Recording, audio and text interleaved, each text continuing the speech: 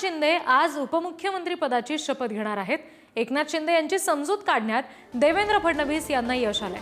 शिवसेनेच्या आमदारांनी सुद्धा एकनाथ शिंदे यांची समजूत काढली आणि त्यानंतर आता अखेर शिंदे उपमुख्यमंत्री पदाची शपथ घेणार आहेत असं समजतंय। आणखी तपशील आपण घेणार आहोत। प्रतिनिधी पंकज रवी आपल्याशी जोडले गेलेत त्यांच्याकडून। पंकज, अखेर काय नेमकी अशी डिप्लोमसी फडणवीसांनी केली ज्याच्यामुळे आता शिंदे उपमुख्यमंत्री पदाची शपथ घ्यायला तयार झालेत असं म्हणता येईल?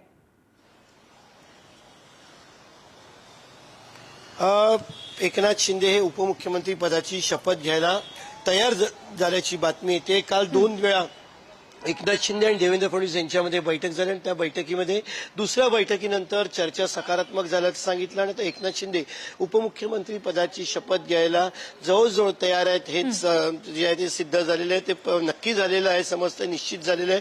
दुसऱ्या बाजूला दुसरी बैठक झाल्यानंतर काल रात्री जवळजवळ 2-2:30 वाजेपर्यंत एकनाथ शिंदे यांच्या शिवसेनेचे आमदार आणि नेते हे वर्षावरती उपस्थित होते। एकनाथ शिंदे यांच्याशी त्यांच्या अनेक वेळा अनौपचारिक औपचारिक चर्चा झाल्या।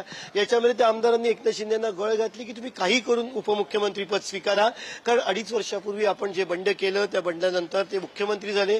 त्याच्यानंतर अनेक योजना आणल्या, अनेक योजना राबवल्या, अनेक योजना राबवायच्या आहे, त्याची सुरुवात केलेली आहे। ही विकास कामं जर का पूर्ण करायची असतील, प्रत्येक आमदारांना त्यांच्या मतदारसंघामध्ये टिकणं गरजेचं असेल तर तुम्ही सत्तेत राहणं गरजेचं आहे। तुम्ही जर का सेनापती सत्तेत राहिलात तर विकास कामं असतील, निधी असतील, त्याच्या माध्यमातून आमदार जे आहेत ते तळागाळाच्या लोकांपर्यंत पोहोचू शकतील। आणि त्याच्यामुळे फडणवीस आणि शिंदेच्या सुद्धा आमदारांना यश आलं या सगळ्यामध्ये असं म्हणायला हरकत नाही। धन्यवाद पंकज दिलेल्या माहितीसाठी।